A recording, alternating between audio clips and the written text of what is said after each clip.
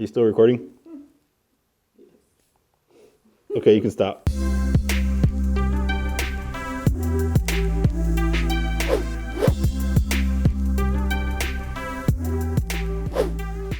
It's the home stretch of this project, and when it comes to the epoxy coating for these tabletops, I've been using Famowood Glazecoat. I've seen a lot of other river table projects and other epoxy coating tabletop projects where people use an epoxy product that is significantly more expensive than this. But for what I've been doing, this product is working out great. The rustic wood automatically comes with a bunch of character. I mean, you've got knots and cracks and texture, and it's all good stuff, but because of all that character and because the epoxy is a pretty heavy substance, what happens is the epoxy will sink into all those nooks and crannies over the few hours while it's curing. What I like to do is do a first coat, and that first coat helps to fill in a lot of those nooks and crannies so that when I go to do my final flood coat, I get that nice glassy finish.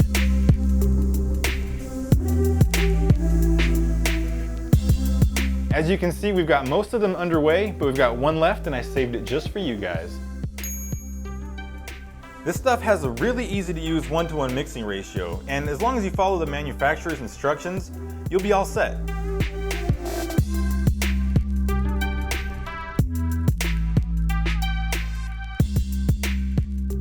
While you're stirring, why don't you pull up some of the stuff Seth makes YouTube videos?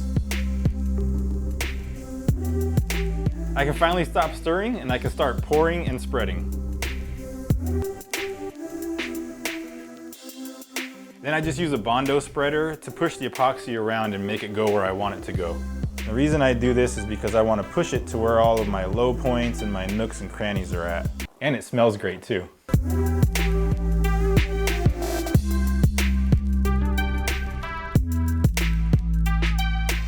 So as you can see, like right here, and then down this crack, and then into this crack here, I've already poured the epoxy all over that, but it's already sinking into those cracks. So what I like to do is just bring some of that excess, keep filling it in, fill in all the cracks, move some of this around until it fills in those crevices, and it's just a lot of that for the next few minutes.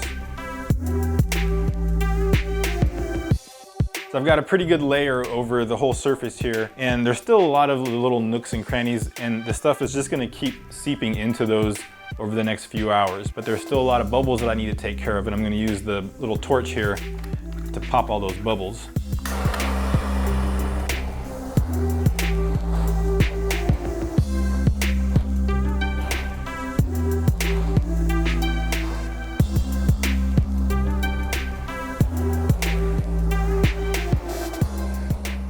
Going to use the leftover that's still in the cup. I'm going to scoop some out with my mixing stick and just keep filling in some of these cracks because it just keeps sinking. It's just a time-consuming little thing, but the finished product looks spectacular. So we've got the skim coats as good as we're going to get them. We're going to let these cure overnight and then we'll come back tomorrow and do a flood coat.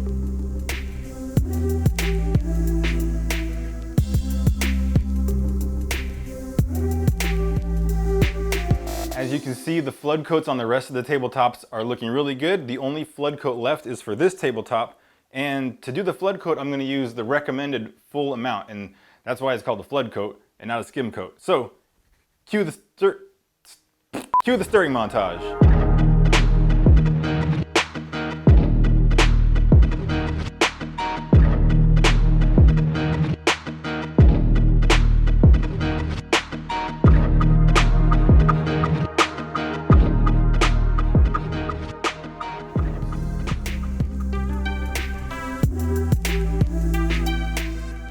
So to push the stuff around, this time I'm going to use these sponge brushes instead of those other plastic spreaders. And the reason for that, I just feel like it pushes it around a little better when I get to the edges. And since we're going to be coating the sides as well, the sponge brushes work really well for coating the sides.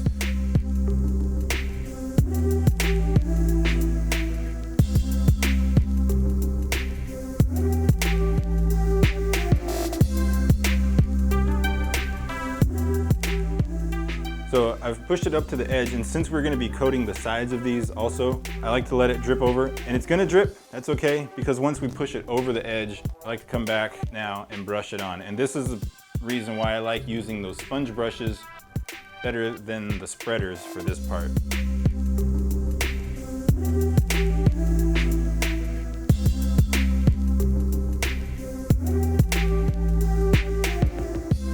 As I'm pushing it over the sides, obviously it's going to be dripping over the edges, and that's the perfect reason why we cover our entire floor in plastic sheets.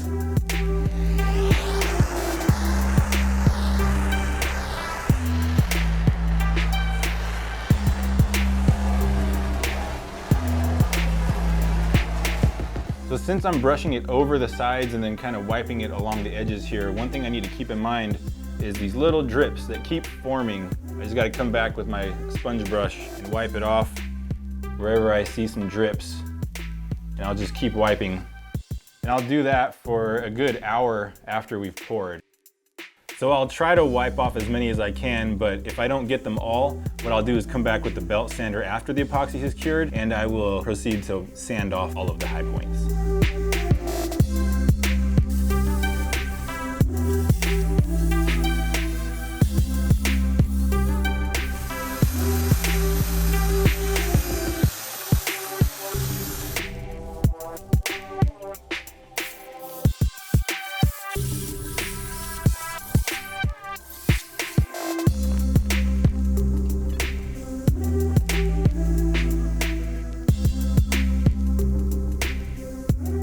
So I gave all of the pieces a coat of black paint on the underside, and for the ones that are the Lazy Susans, all that I got to do next is attach the Lazy Susan mechanism, and then these things are ready to spin off to their new home.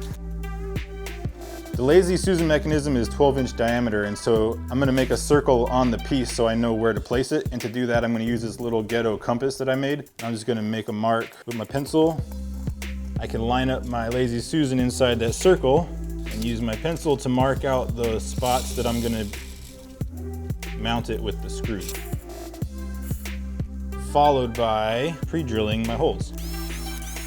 And once my holes are drilled, I'll just go ahead and drive the screws in.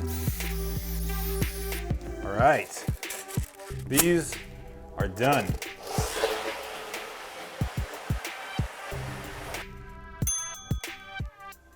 So there you have it. This whole order is complete. I hope you guys enjoyed seeing how it all came together. I'm gonna have links in the description to some of the tools and products that I used. I'm also gonna have a link to my blog where there'll be more in-depth write-up, and I'm gonna have a link to my Instagram account, and I'd love to have you follow me there. So I gotta go deliver these. Thanks for watching.